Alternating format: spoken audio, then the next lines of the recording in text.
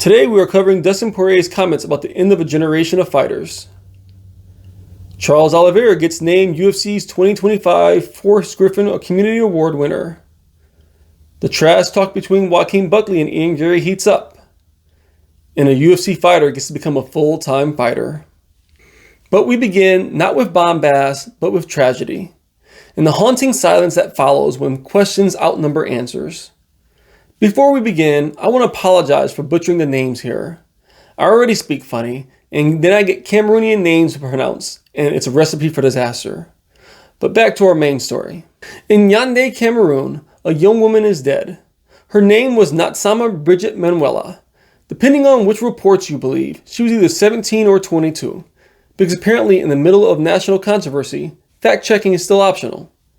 The details are as follow. Francis Ngannou, yes, that Francis Ngannou, former UFC heavyweight champion turned global combat sports icon, was involved in a motorcycle accident in the Omnisport district. According to early reports, he struck Manuela while riding and immediately took her to the general hospital, covering her medical expenses. An act of accountability by some accounts. But hours later, Manuela died following surgery. And that's where the speculation begins, and the confidence in Cameroon's healthcare system predictably ends. Now, let's be crystal clear. Ngannou faces no official charges. He's made no public statements. But that hasn't stopped a tidal wave of public opinion, legal threats, and one deeply uncomfortable question. Did she die from the crash or from what happened after she was admitted? A circulating claim, unverified but very much viral, suggests the young woman's death may have resulted from a failed anesthesia. Yes, you heard that right. Failed anesthesia. In a country where operating rooms sometimes resemble outdated storage closets more than surgical suites, the possibility is very tragically plausible. Here in America, we complain when our Wi-Fi drops during Netflix binges. But in some corners of the world, basic anesthesia, the things that keep you from screaming during surgery, isn't guaranteed. And for that, I'm genuinely thankful for this dull, overpriced, and overly bureaucratic safety net that we call the American healthcare system. Because while we have our flaws, and oh boy, do we have our flaws, we typically don't have to fear waking up in the middle of our own operations. Cameroonian lawyer Kristen Entembane has called for Ngannou to be brought before the public prosecutor. Not because he's a monster, but because respecting the procedure is respecting equality before the law. A fair point. Assuming, of course, you live in a country where the law and celebrity aren't often joined at the hip, lie in a polygamous marriage of convenience and corruption. Meanwhile, others, including medical professional Amy Bondi, have praised Ngannou for acting responsibly, a rare display of dignity in a story that otherwise bleeds systemic failure. So where does that leave us? With a dead woman, a famous fighter, and a nation unsure whether to grieve, protest, or pray for reform. And beneath it, the faint but familiar stench of institutional rot. I'll be closely watching for new developments. Moving on. Have you ever had one of those moments when you sit back, stare at your screen, and think, oh, so this is what it feels like to get old?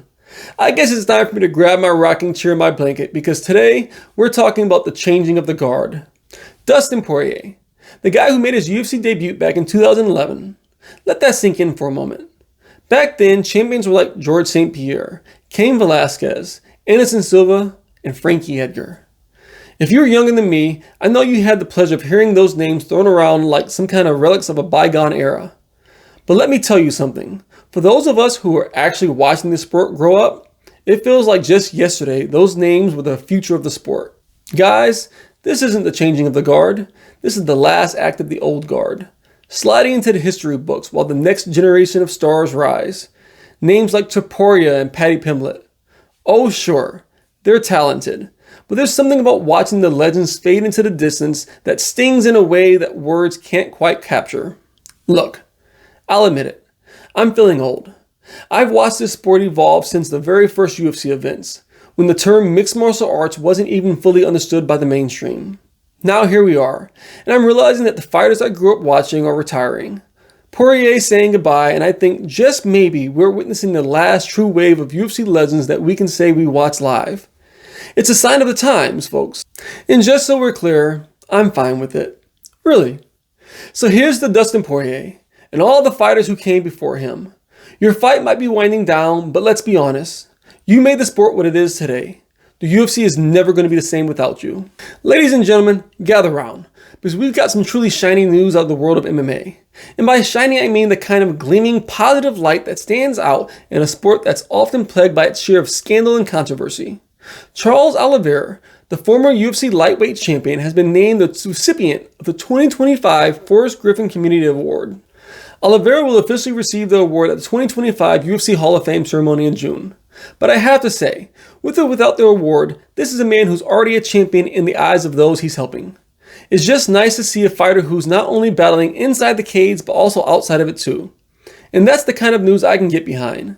So to the world of MMA, this is a shiny moment. In a Charles Oliveira, the message is clear. You're not just fighting for victories, you're also fighting for a legacy of giving. Watch and learn, folks. Watch and learn. After a brief, mostly forgettable moment at UFC Kansas City ceremonial weigh-ins, Buckley made sure it wouldn't stay forgotten for long. In a media scrum, he unloaded with the subtlety of a sledgehammer, saying, and I quote, "I don't speak Cockneyese," followed by the extended monologue about Garry's wife, security protocols, and something about being touched. Look, Buckley's not just tripping from the cheap seats. He's been racking up wins and earning his position in the main event spotlight, including a freshly announced headliner against former champion Kamaru Usman. The man is relevant. No one's disputing that. But here's the difference. Garry just main event at UFC Kansas City, earned another clean win, and brushed off Buckley's antics with a quote so efficient it could have been delivered with a scalpel. And I quote, "That man is an absolute pussy. I don't care for anything he has to say. Leave him to be him. Let's move on." Translation, Garry's not looking back because he's got the title in his sights. Yes, Buckley wants the smoke. But for all the bravado, let's not pretend the personal jabs about Garry's merits aren't anything but a weak attempt to bait a reaction. Garry's heard worse, answered louder, and walked through heavier fire. So will they meet down the line? Very likely. And when they do, it'll be worth watching. Because while both are rising, only one of them is carrying the calm, clinical confidence of the future champion. And spoiler alert, it's not the guy speaking Cockneyese. And finally, Malcolm Wellmaker is now a full-time fighter. And all it took was a first-round knockout, a dream debut, and a $50,000 bonus check. Yeah, that's the bar. After years of welding pipes by day and chasing head kicks by night, Wellmaker finally did enough in the eyes of UFC brass to justify quitting his day job. He wasn't asking for a Bentley, he wasn't demanding a mansion. He just wanted to train without clocking in at 6 a.m. the next morning. Let me be clear, I'm very happy for him. The man earned every cent of that bonus. But let's not pretend this is a fairy tale ending. It's a glaring symptom. Malcolm Wellmaker is now able to become a full-time professional athlete after winning a televised fistfight in the biggest MMA promotion on earth. Not because he signed the contract, but because he finally earned enough in one night to stop crawling back to his job site on Monday morning. So congrats to Malcolm Wellmaker, sincerely. He fought his way into a better life, but I'm tired of applauding survival stories in a system that keeps making them necessary. This is supposed to be the big leagues. Maybe it starts... 1, 2. So congrats to Malcolm Wellmaker, sincerely. He fought his way to a better life, but I'm tired of applauding survival stories in a system that keeps making them necessary. This is supposed to be the big leagues. Maybe it's time to start paying like it is.